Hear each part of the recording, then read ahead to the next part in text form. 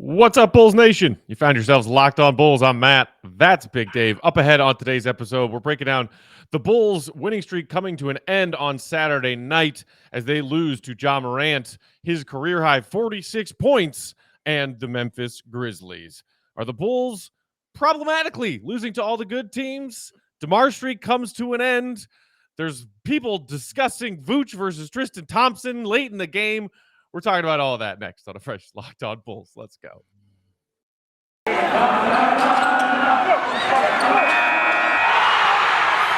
You are Locked On Bulls, your daily podcast on the Chicago Bulls, part of the Locked On Podcast Network, your team every day. Here are your hosts, Matt Peck and Big Dave Watson.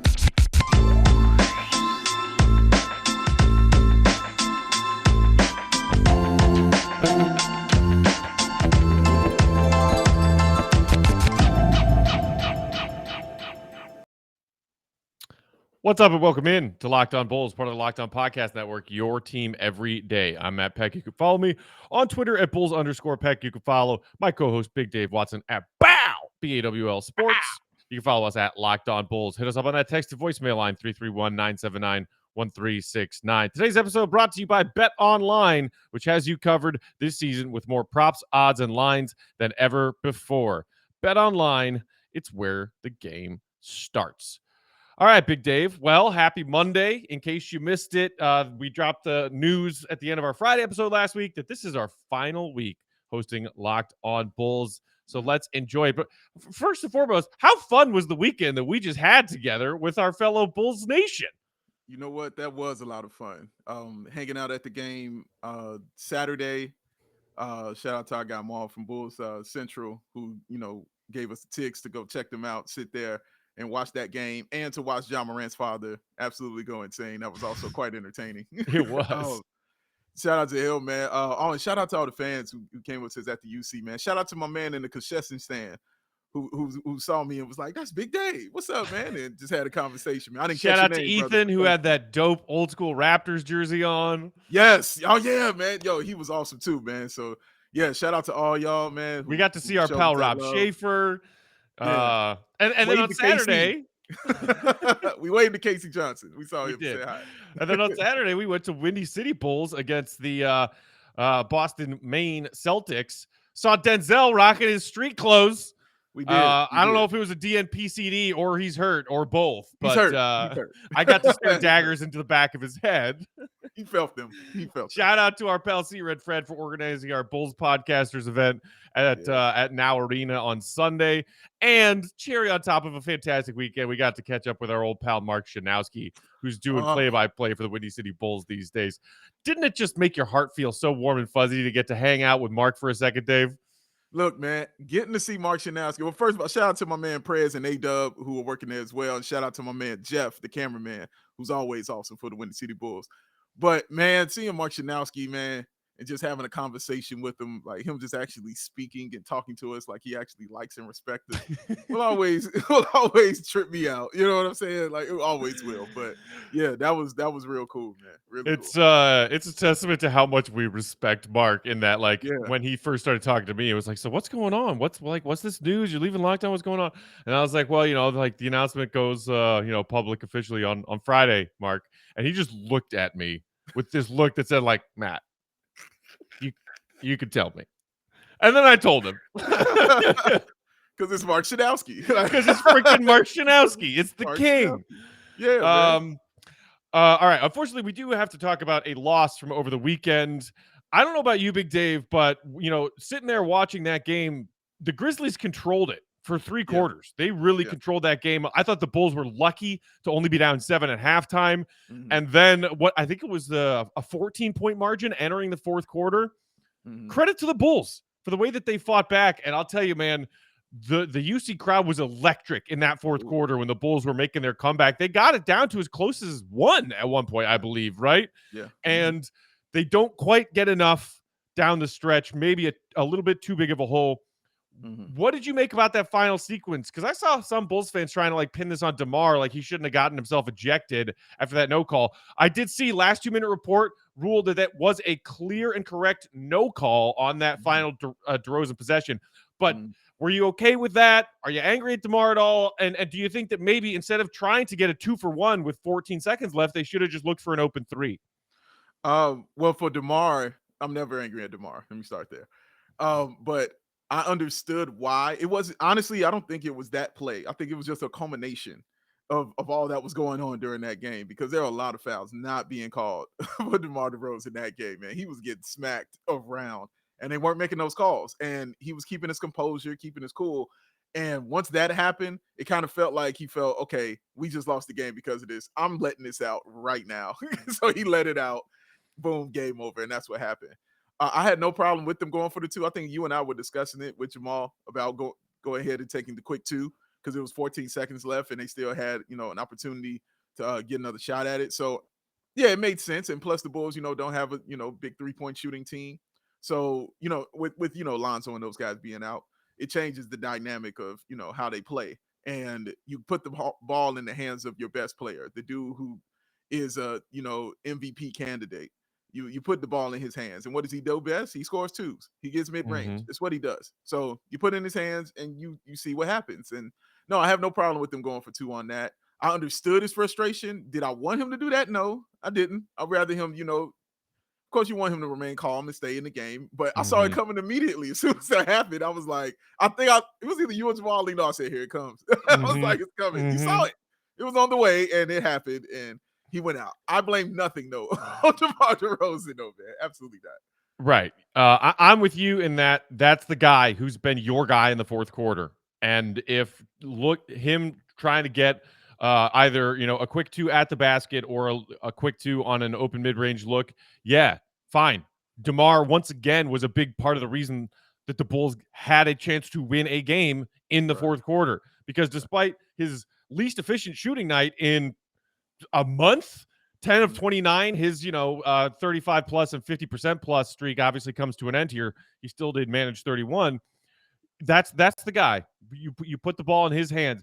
Maybe they could have tried to draw up a play to get Zach or Kobe an open look. Zach was 3 of 3 from downtown in that game. Kobe was 3 for 6. So they had guys hitting shots from outside, but absolutely no problem whatsoever with DeMar being in that situation late in the game, and no blame whatsoever of DeMar letting out that final frustration, because after that no call and the turnover, the game was over. The game was decided. He didn't hurt his team by getting that ejection.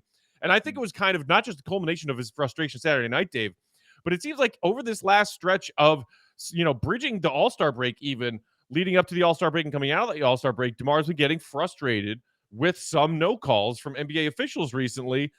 And I got to say, I agree with him. Like, I think that there have been some egregious no calls, especially for a guy like that who has earned the honors that he has this season. Yeah, I mean, this is absolutely a 6-time NBA All-Star, a veteran, 32 years old, who also this season is having a renaissance career-making season where he is certainly an NBA All-Star starter, because that already happened, and very likely headed towards a first-team All-NBA nod.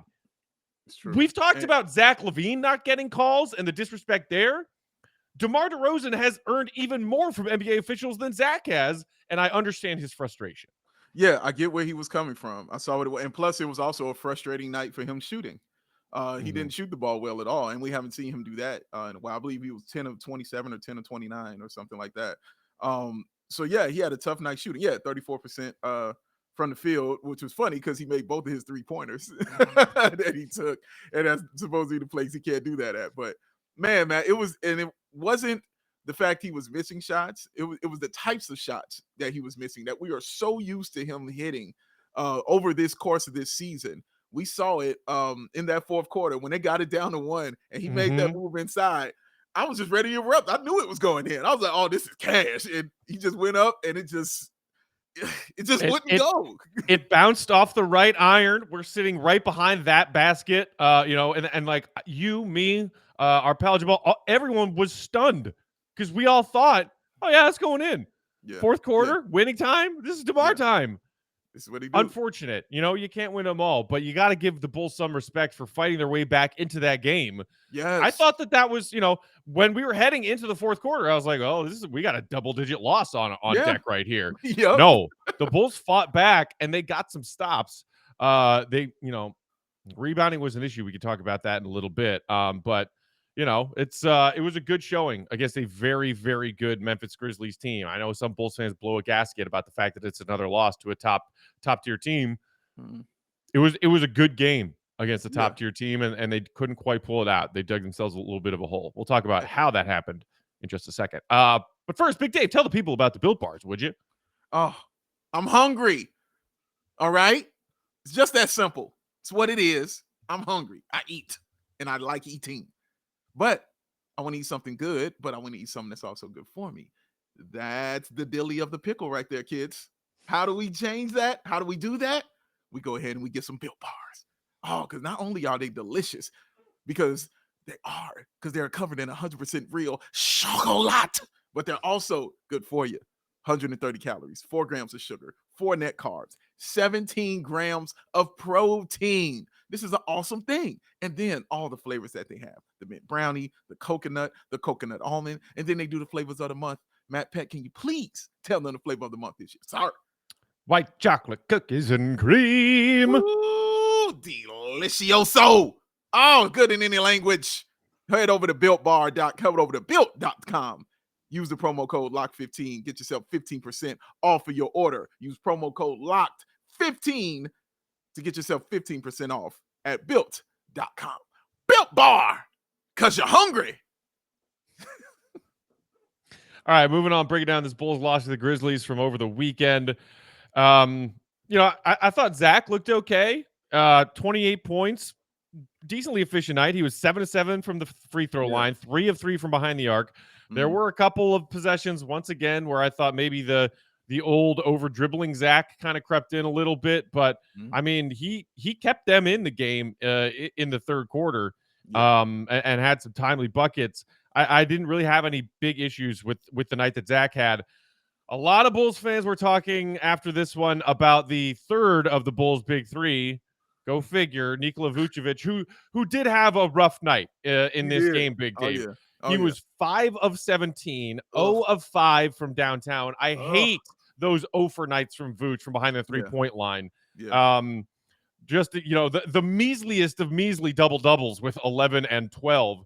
And everybody was talking, I saw on Bulls Twitter after the game, about seeing how much Vooch was struggling in that game, should it have been Tristan Thompson out there down the stretch in the fourth quarter? Could he have given the Bulls something, especially on a night, Dave, when the Bulls were getting absolutely worked on the boards? Some Bulls fans pointing out, like, hey, you needed Tristan in there. You could have used Tristan in there to secure some of those boards, despite what we've talked about, which is that the Bulls are one of the best defensive rebounding percentage teams in the NBA with Vooch on the floor. But it's maybe not all about that. The Bulls surrendered 19 offensive rebounds, and there were a couple of possessions for the Grizz in that fourth quarter when the Bulls were making their comeback where they got the initial stop, couldn't secure the board, and of course it sends Bulls Twitter into a frenzy debating Vooch versus Thompson down the stretch. What do you think about that?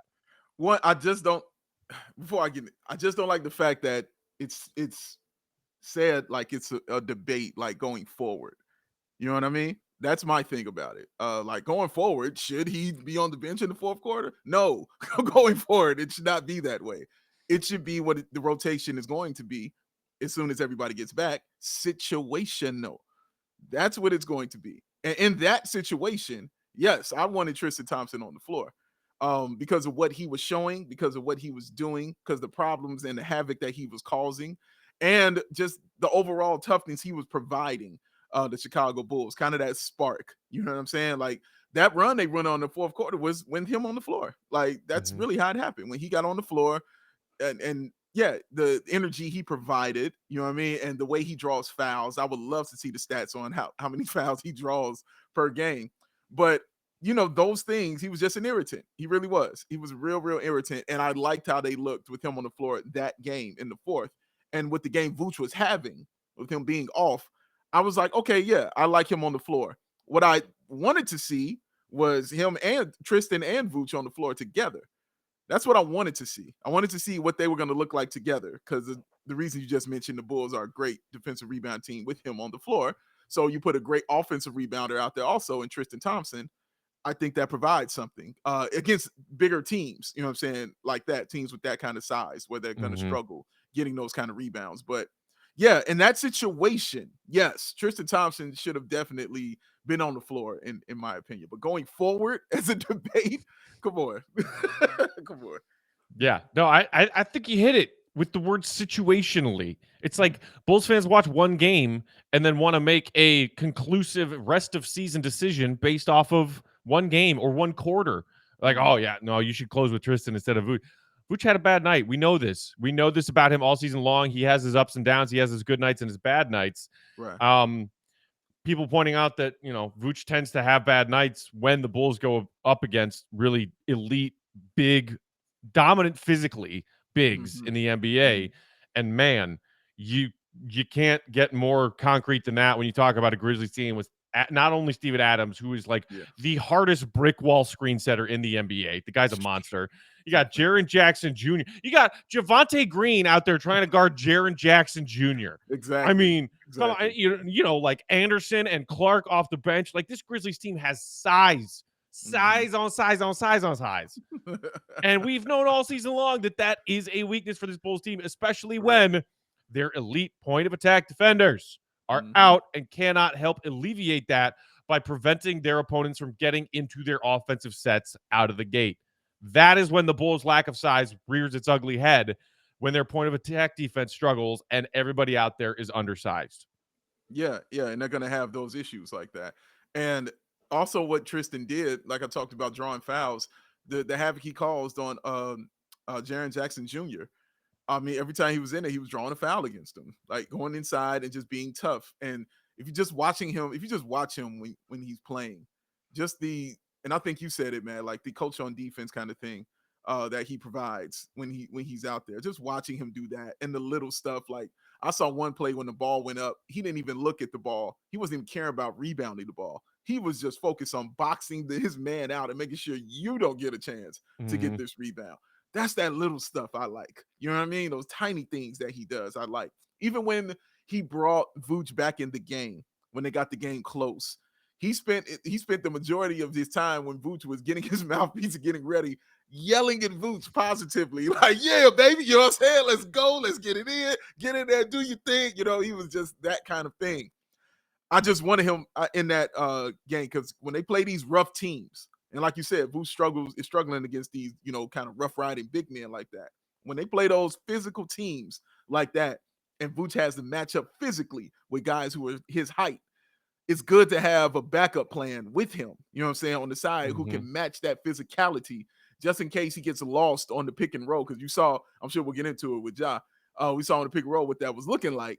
But yeah, physically wise, Tristan should be in there. Like, I just want to see the lineup, man. I just want to see what it looks like with him and Tristan on the floor together. But yeah, I'm excited to see what that looks like going forward, because I know Billy Donovan has no problem, trying those kind of things out as it goes on. Have not seen it yet, to my knowledge, in these 2 games since Tristan's arrival. We have not seen him on the floor with Vooch at the same time. I am worried about the spacing of that potential scenario. Significantly worried about the spacing, especially if Vooch is still bricking his threes, which he was doing on Saturday night. What the other element to this is coming off of another win coming out of the All-Star break against the Hawks, where we saw a dominant performance from Ayo. Defensively on Trae Young, we're like, all right, well, he locked down Trae Young. Can he lock down Ja Morant? Nope. Ja Morant is on a different level than Trae Young right now.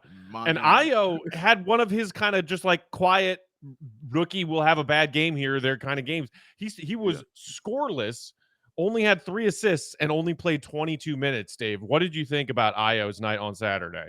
He looked like a rookie. It was a tough night. And the reason he looked like a rookie is because he went up a guy who I have as a top 5 MVP candidate right now. It's Ja Morant. I mean, it's Ja Morant. Like, you're not going to clamp him because nobody's been able to clamp him. Like, that's just not how it's going to go. And he's so crafty. I think that's the word that kept being said, was crafty. But that first step is mean. You know what I'm saying? When he goes left, it's quick and it's vicious. And then you combine that with the toughness and the athleticism, because he had 2 athletic plays. Because the Bulls, that was just like, damn. That 360 layup he had on DeMar, was just insane. Dude, all right. Completely insane. How all about right? that alley-oop he had? Yes, that was the other one. The other athletic play. That oop, cocking it back. He keeps doing this to the Bulls, and I don't like it. He keeps doing it against my team, and I don't like it, Matt. Every year. If he's doing something like this against my team, I am not a fan of it, but I understand it because, like I said, he's my favorite player in the league, but he is just completely unstoppable. There's nothing you could really do. And you saw it because Billy Donovan put Ayo, on the bench going down the stretch in that fourth quarter and opted to go with Kobe White, who was scoring, who was solid scoring wise. I believe he was 3 of 6 from the 3-point line. So he was okay, scoring wise. You wanted to have him in there as that threat. And you just like, if Ayo can't provide a scoring punch for you and he's struggling defensively, well, let me just take my chances with Kobe, who's a lesser defender, but he's been solid, but he gives you scoring. So I understand his reasoning there going with him and Javonte Green, because if they're coming off that switch, Javonte is also a good solid defender who can match up. But nobody, sir, is stopping Ja Morant. So he shouldn't feel bad that Ja Morant went Ja Morant. Right. I was laughing hysterically at the Bulls fans who were like, oh, another game where Vooch is getting destroyed in the pick and roll.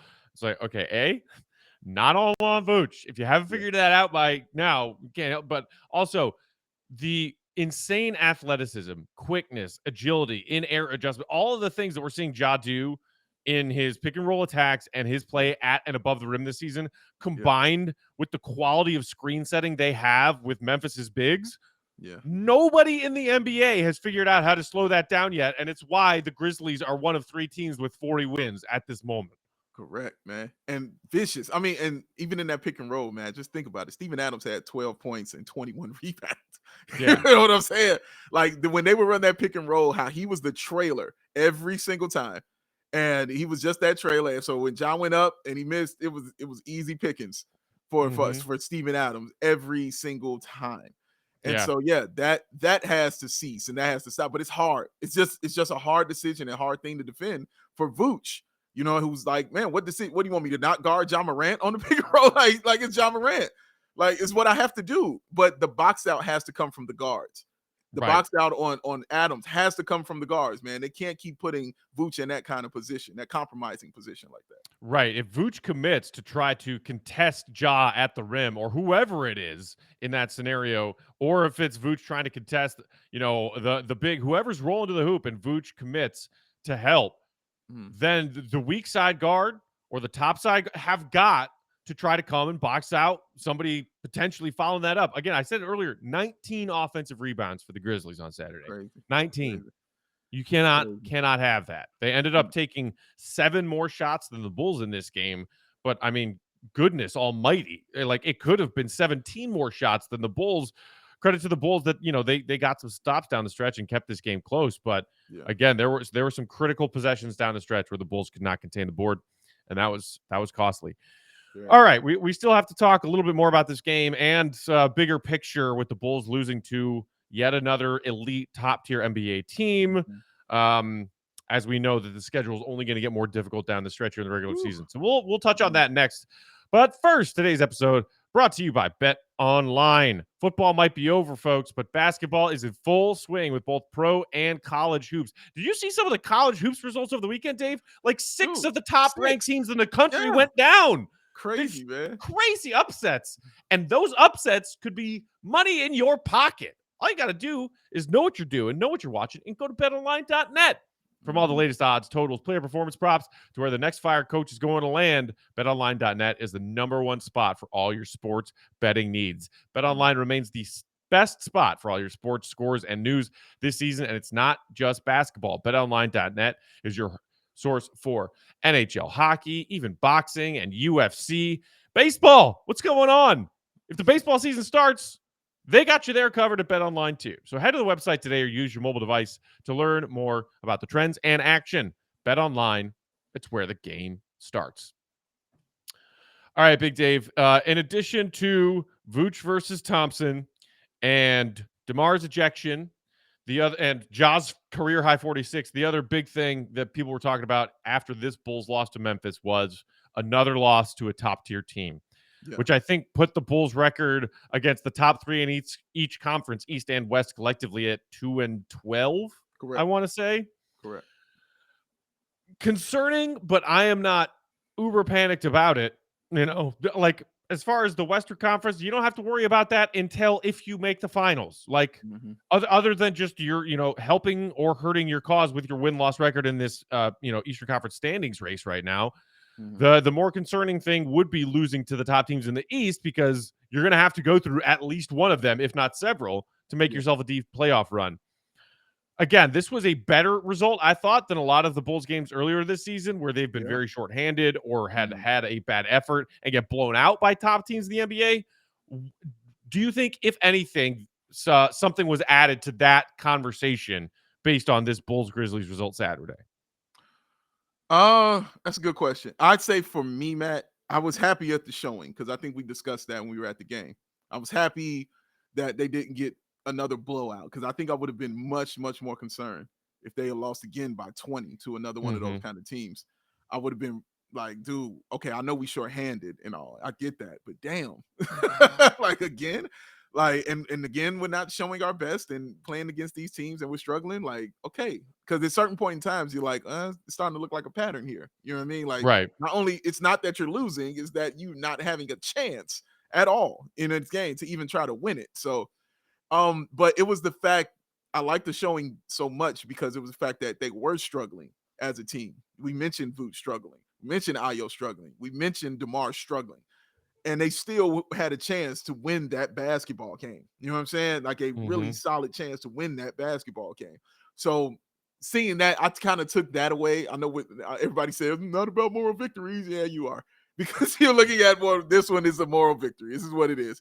And I'm going to take this one. You know what I mean? I'm not happy that they lost. I'm not saying it's even something Bulls fans shouldn't even be concerned about, because I'm not going to debate you if you're like, I'm concerned that they can't beat these teams. Well, your numbers are backing you up. I feel you. You know what I mean? I have no problem with you stating that, because that's a fact. You know what I'm saying? I'm not going to argue facts at all. So, but yeah, man, it was just the showing I really did like, and the showing I really did enjoy, because I know they're shorthanded and just how good Memphis is. And they had everybody out there, but they showed out. They showed up, especially in the fourth quarter when that game was teetering. Man, it just felt like a 20-point was coming. I think I told you, I was like, yeah, this game's over. Like, they just layups and things, and just felt like it was over. They want to get a shot, but they did their thing and they came back, and I'll take solace in that. But I do need victories. We do need some wins, though. Come on. Yeah. Our pal Mark K of Bulls HQ was once again making Bulls fans flustered with some of his thoughts after the game, but I know, right? What he did do that I really appreciated and enjoyed was he made this spreadsheet of all of these Bulls games against these top tier teams in each conference, with their top 5 players being DeMar, Zach, Lonzo, Caruso, Vooch. Those 5 available or not, and results. And look, it is an excuse to say, well, the Bulls are shorthanded. A lot of teams have been dealing with being shorthanded, but in a lot of those games, as Mark broke down in that spreadsheet, the Bulls were missing at least 2, if not 3, of their top 5 players. Ooh. And yes, it is an excuse to say, well, we're shorthanded, but it is also a simple reality that this Bulls team is not perfectly constructed roster-wise, and we know that they are punching above their weight class a little bit. Because we all know that, because look what they've done compared to the beginning of season expectations. They are a slightly above average team across the landscape of the NBA that's been punching above their weight class and beating all of the teams that they're supposed to beat. Right. And when they've been playing the true elite of the NBA, they've been coming up short, mostly because they've been shorthanded. I mean, we love Javonte Green, but when this team is healthy, playing against a top team like Memphis, he's not seeing 29 minutes as a starter. No, he is not. Troy Brown Jr. won't even see the 7 minutes he saw off the bench. That was a 7 and then zeros across the entire box score. Tony Snell. He had a 7 trillion on Saturday night, did Troy Brown Jr. Well done. I mean, even Derrick Jones Jr. playing 19 minutes off the bench. That's a guy that might not even be in your playoff rotation regularly when these guys come back. like you said, you have a right to be concerned about this trend of Bulls losing to the top teams. But again, we have not seen this team fully healthy. Yeah. And when they have these pieces, knock on wood, back in the fold. Also, I saw it Monday shoot around. Alex Caruso's brace is off. Rejoice. Step in the right direction, folks. Yeah, man. They will be better suited and able to continue punching above their weight class and give some of these elite teams in the East a fight in a playoff round or two. It's a lot harder to do when you're missing 2 of your top 5 guys. Yeah, and by 2 he means defensively. Like the 2 best perimeter defenders in the NBA are those 2 guys that you're missing. Plus one of the best 3-point shooters in the NBA. You're also missing there. You know what I'm saying? Like those things really, really, really matter, especially to a team who doesn't have a lot of 3-point shooting. You're missing one of the best. Yeah, it's going to affect your team. It's what's going to happen. And Caruso also shoots threes. So yeah, that's going to affect it as well. And then Patrick Williams, having his body, what I'm saying, back in that lineup, having his physicality and just him getting reacclimated to the team. I don't know where he'll be as far as starting or coming off the bench or how they'll do it, but he'll be a welcome addition is my point. Like it would be good to have Patrick Williams here on his team. So yeah, that's true. To say, well, they haven't played with a full roster against these teams. I mean, that's also a fact. But I understand how Bulls fans can feel when it's the ass whippings that they're taking, you know what I'm saying, without these guys. Even though they're missing them, I'm sure Bulls saying, like, you still got DeMar, you still got Zach, you still got Vooch. You shouldn't be taking these ass whippings like this. You shouldn't be taking these 20-point ones like that. That's kind of where I'm with them on that point. You know what I'm saying? Just the poor showings that they've had. I'll suspend the Golden State one because Zach went out the game as soon as the game started. Right. He played all of 25 seconds. Right. In that game. You know what I'm saying? Right. Exactly. I'll suspend that one. That is absolutely true. But those other ones, man, and even the one against Milwaukee, even though that was a close game and a good showing, again, Caruso out of the game, you know what I'm saying? Take it out against that one. They still had a solid showing against those teams. You know what I'm saying? So as long as we can avoid the 20-point beatdowns, you know what I'm saying? As far as it's looking like teams are just outplaying them and the Bulls aren't playing hard, and not putting forth that effort. Right. Then you'll always have an issue with me when I don't see that, because that was my main thing against that Golden State. Even though Zach went out, it was the effort. I was like, no, you can't do that. So that's why I'm really interested, Matt, in watching tonight's game. You know what I'm saying? Against Miami Heat.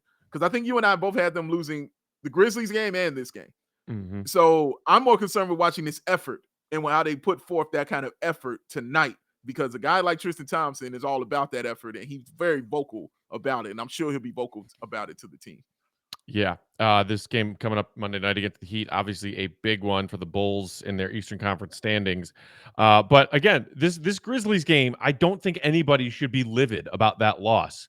No. You're down 14 entering the fourth quarter, and you come back and make it as close as a 1-point game. The game's still undecided in the final minute, and DeMar has an uncharacteristic miss or two, or 19, 10 of 29.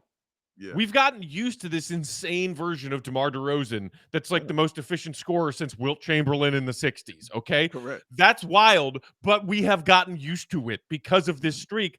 10 of 29. If DeMar even hits 13 of 29, this game is going to OT. If DeMar hits 14 of 29, the Bulls win this game against one of the best teams in the league with an unstoppable Ja Morant. So that's, to me, the bigger picture. The Bulls fought hard and got back in a game that looked like they were dead in the water entering the fourth quarter. They clamped down. They got stops. They executed on the offensive end, and they almost stole that game. That's nothing to be ashamed about. No, nothing to be ashamed about, and you should be proud about it, because the UC was dead.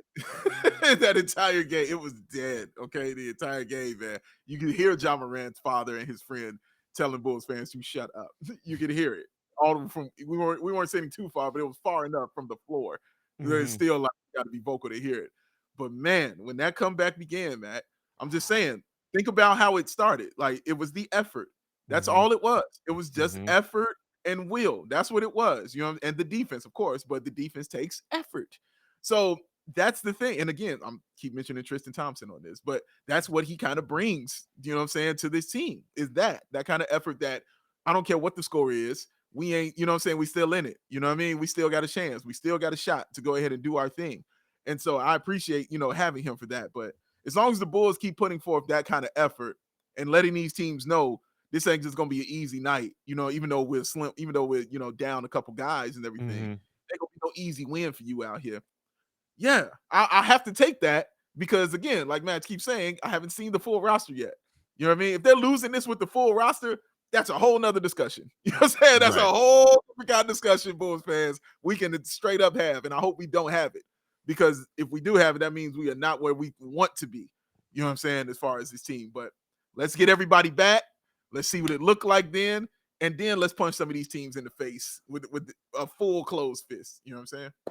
Would be huge to get a win against Jimmy and the Heat tonight. 6:30 Central Time tip-off. We'll see. Maybe we'll hop on and do a live episode after that game to get you all ready for your Tuesdays. Either way, hit us up in the meantime on Twitter. I'm at Bulls_Peck. Dave is at BAW, BAWL Sports. We are at Locked On Bulls. 331-979-1369 is that text and voice number to call. Enjoy the rest of your Monday, y'all. Enjoy Bulls Heat tonight. And we'll talk to you tomorrow. See Red be good. Peace.